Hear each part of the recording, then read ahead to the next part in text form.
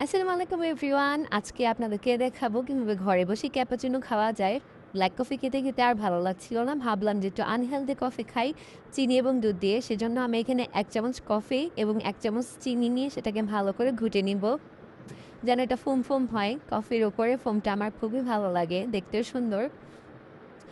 তাই ভালো করে গুটগুট করে ঘেটে নিচ্ছিলাম। আর এই তো হিটারে আমি গরম পানি করতে দিয়েছি। আর সেখানে আলাদা করে একটা কাপে একটু পাউডার দুধ দিয়ে নিব। আর সাথে একটু হাতে করে খেয়েও নিব। এটা হচ্ছে যে আমার অভ্যেস। কার এরকম অভ্যেস আছে আমাকে অবশ্যই জানাবেন। এবং সেই দুধটাতে একটু গরম পানি দিয়ে নিলাম। দিয়ে সেটাকে ভালো করে মিক্স করে এখন হচ্ছে যে ঘেঁটে রাখা কফিটার মধ্যে দুধটা ঢেলে দিব। ঢেলে দিয়েছি। এখন এই তো আপনারা দেখতে পাচ্ছেন কি সুন্দর ফোম হয়ে যাচ্ছে। কি যে মজা হয়েছে! ভিডিও দেখে এখন আবার খেতে ইচ্ছে করছে। রান্নাঘরে একটু কফি দেখালাম। এখন চলে যাব বেডরুমে। সেখানে ফুলের সাথে একটু দেখিয়ে নিব। সুন্দর হয়েছে না কফিটা? খেতেও খুব মজা হয়েছে। প্রকৃতির সাথে আবার আরেকটু দেখিয়ে নিব।